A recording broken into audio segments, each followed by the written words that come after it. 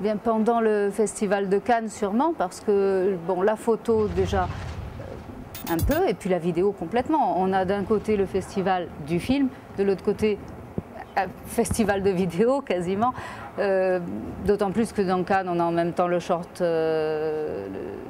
corner, il y a plusieurs événements déjà qui sont associés dans le domaine du film, donc il manquait, si on peut dire, la vidéo d'art. Le vide est comblé.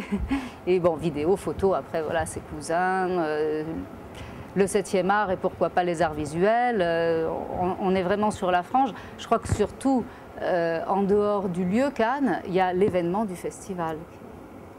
En fait, l'inspiration était un petit peu différente suivant l'évolution des techniques que j'ai utilisées. J'ai commencé à faire de l'art digital parce que j'avais une formation dans le domaine de l'informatique et de l'image. Et à ce moment-là, je me suis dirigée vers l'art abstrait parce que j'avais envie de faire quelque chose de nouveau dans l'idée du montage, mais pas dans le montage comme on fait de façon publicitaire. Donc bon, le travail m'a amené à faire quelque chose de plutôt abstrait, d'autant plus que j'avais toujours un goût pour l'art contemporain, principalement pour l'art abstrait. Donc naturellement, je me suis dirigée là-dedans. Et à ce moment-là, dans l'art abstrait, l'inspiration, c'est un petit peu l'inspiration du moment. C'est l'humeur, c'est l'ambiance, c'est ce qui se présente. J'ai eu une série, par exemple, qui est partie à partir d'une musique. Un jour, j'écoutais une musique de salsa, je me suis emportée par le rythme tout en faisant ma création. Et à ce moment-là, j'ai fait une première œuvre qui était digitale, qui portait le nom de Fréquence, orangée à cause de la nuance. Et ensuite, j'ai créé à la peinture simplement, parce que au départ, je mettais un petit peu parfois de peinture sur l'art digital, je l'imprimais sur toile. Donc ensuite, je mettais un petit peu de peinture en plus sur cette toile, puisque c'était de la toile d'art, pour souligner certains détails, pour ajouter des couleurs métalliques qui n'existent pas en encre. Et après avoir fait cette œuvre qui s'appelait Fréquence orangée, j'ai fait toute une série de fréquences qui, elle, était complètement en peinture parce que j'ai recherché à ce moment-là l'effet de matière, de relief, qui était un petit peu ma frustration dans l'art digital, c'est de ne pas pouvoir faire des reliefs. Donc, grâce à cette évolution, j'ai été plus vers la matière et j'ai vraiment eu envie d'aller vers ce qu'on appelle les techniques mixtes, c'est-à-dire vraiment exploiter différents matériaux, différentes combinaisons et être créatif aussi au niveau technique et avec des effets à rechercher ou à créer, parfois même le fruit du hasard qui donne naissance. Je dis souvent que la toile est mon maître parce qu'à chaque fois que j'ai un nouveau projet sur une toile, je fais des découvertes et j'apprends des choses. Et alors, dans ces fréquences, j'ai commencé à mettre aussi des paillettes. Et quand j'ai commencé sur les paillettes, j'ai découvert des techniques et des façons de les travailler qui m'ont amené à voir que je pouvais remplir complètement un tableau ou une partie, mais un sujet avec les paillettes et utiliser des paillettes très fines, exactement comme de la peinture, en faisant des mélanges, en obtenant vraiment un nuancier riche pour pouvoir peindre un sujet. Et à ce moment-là, j'ai commencé à vouloir faire des choses figuratives, alors que tout ce que je faisais avant était essentiellement, on va dire, à 90% abstrait.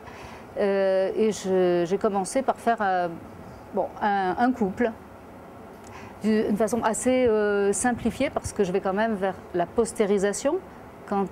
Par rapport aux techniques digitales, c'est-à-dire dans une photo, quand on fait postériser, on a des grosses zones de couleurs presque unies.